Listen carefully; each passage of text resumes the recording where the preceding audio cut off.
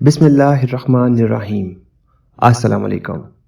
उम्मीद है आप सब लोग अल्लाह ताला के करम फजल से खैरियत से होंगे। दुआ करते हैं कि अल्लाह ताला हमारे सारे जायज़ मकासिद पूरे फरमाए और जो गुनाह हमसे जाने अनजाने में हो गए हैं अल्लाह ताला हमें मुआफ़ फरमाए, दुख तकलीफ दूर फरमाए और हमें 5 वक्त की नमाज के साथ साथ कुरान पाक पढ़ने की भी तौफीक अता फरमाए, आमीन।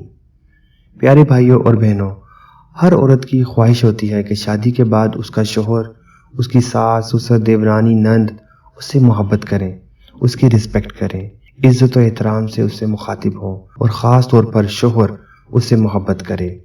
ये सब ख्वाहिशें करना हर औरत, चाहे वो हमारी माँ हो या बहन हो या हमारी अपनी बीवी हो, उसका हक है।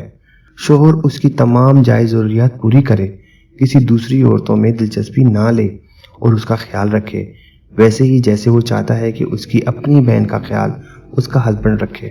आज का जो मुख्तसर सा अमल जो मैं आपके साथ शेयर करने जा रहा हूँ, ये हमारी उन बहनों के लिए है जिनके शौहर उनसे प्यार नहीं करते, मोहब्बत नहीं करते, उल्टा मार पीट करते हैं, गाली गलौज करते हैं, छोटी छोटी बातों पर बीवी के घर वालों, उसके माँ बाप, बहन भाइयों को बुरा भला कहते हैं, गालियाँ देते हैं, या फिर दूसरी औरतों में दिलचस्पी लेते हैं, या फिर उनकी सास, ससुर, नंद या देवरानी उनकी इज्जत नहीं करती, रिस्पेक्ट नहीं करती। The way they should respect. सबसे पहले आपने 5 वक्त की नमाज को अपना मामूल बना लेना है और दिल से तौबा करें कि आज के बाद आपकी तरफ से ना आपके शोहर, सास, ससुर, नंद, देवरानी को आपकी तरफ से शिकायत का मौका नहीं मिलेगा।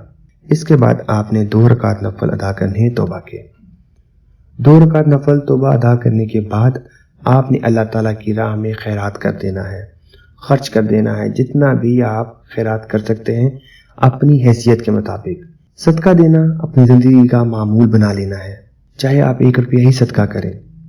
हज़रत मोहम्मद सल्लल्लाहु अलैहि वसल्लम ने फरमाया, मख्फी यानी पोशीदा तरीके से सदका करना अल्लाह के गज़ब को ठंडा करता है।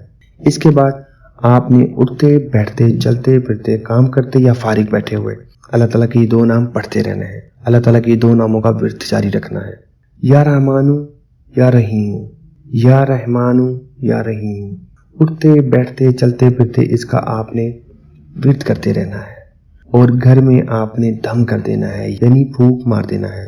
आपका शोहर आपको तंग करता है या आपकी रिस्पेक्ट नहीं करता या आपको फिजिकली या मेंटली टॉर्चर करता है, या आपकी सास, ससुर, नंद, देवरानी या कोई भी तंग करता है या बिला वजह आपको जलील करते हैं, तो घर में फूंक मार दिया करें। अगर आप सारा दिन घर में काम करती रहती हैं, फिर आपकी सास, नंद, देवरानी आपके हस्बैंड से कहती हैं कि ये तो सारा दिन बैठी रहती है, तो या रहमानु या रहीमु पढ़कर घर में दम कर दिया करें।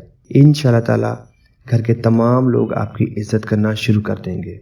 कोशिश किया करें कि अच्छी बात को ज़रूर शेयर करें, क्योंकि अच्छी बात को शेयर करना सदका जारिया है। अगर आपको वीडियो पसंद आई है तो लाइक करें और चैनल को सब्सक्राइब कर दें। जज़ाकल्लाह।